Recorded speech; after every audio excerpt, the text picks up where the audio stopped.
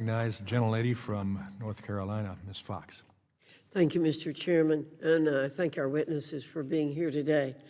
Mr. Nash, in profit-generating college sports, we already see a trend of student athletes staying long past the typical 4 years of eligibility. This is for some athletes to maximize time in college athletics to profit as long as possible, as if it were a full-time job. How might this problem be exacerbated if all student athletes are considered employees?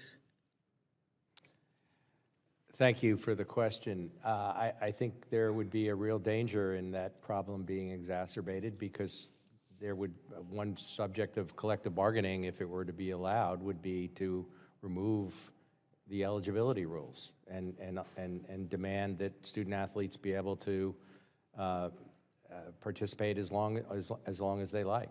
It would be a potential subject of bargaining. What impact do you believe this trend has on the overall educational mission of universities? Well,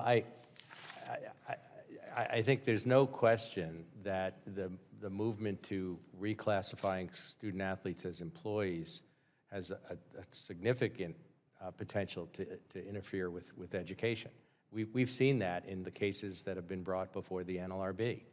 We saw that in the USC case, where the general counsel of the NLRB challenged the USC student athlete handbook, which provided the students with guidance on how to deal with interviews and social media and encourage them to speak positively about their teammates and be careful about not posting things that could follow you for life. According to the NLRB and the complaint that they issued against the USC, that violated the labor laws if they were employees. Thank you. Ms. Wynne, some have noted that the trend of professional student athletes could lead to fewer roster spots for freshmen or transfers. As a former student athlete, does this trend concern you? I think that this trend does concern me, and it concerns my counterparts, other student athletes, because we are not in favor of cutting athletic opportunity. So in your written testimony, you mentioned the importance of academics during your time as a student athlete at Oklahoma State University. Can you discuss your academic experience as a student athlete? And as part of that, how might the importance of academics change if student athletes are deemed to be employees? My academic experience was certainly a high point of my career.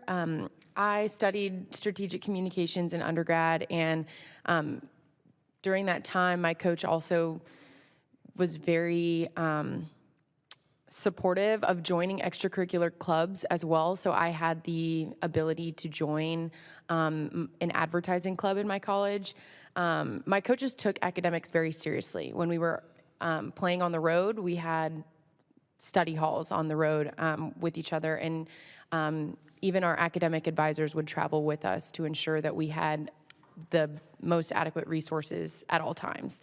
And they demonstrated a very healthy balance between my athletic experience and my academic experience.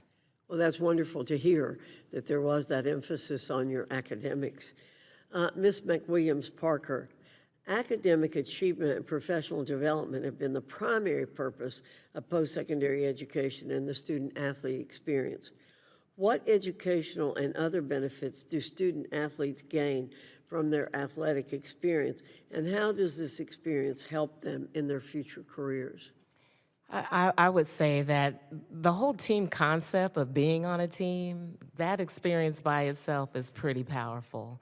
You learn leadership, you learn perseverance. I mean, even in these discussions of injury and being hungry and all those other things, I mean, there is something about athletics that defines who we are as a country and as we are as a community, and to provide access and opportunity for our student athletes, whether it's careers. I mean, part of my institution helped me get a postgraduate scholarship to go get my degree at Temple.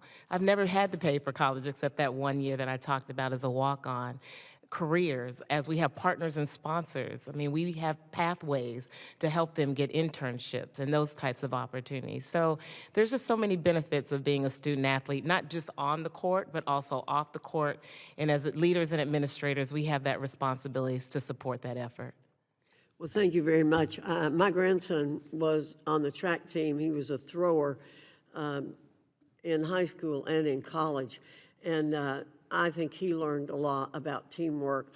And he also said, if the coach told him, if you show up on time, you're late, show up 10 minutes early. That is a wonderful characteristic to have in our country. Absolutely. Thank you very much, and I appreciate it. I thank the gentlelady.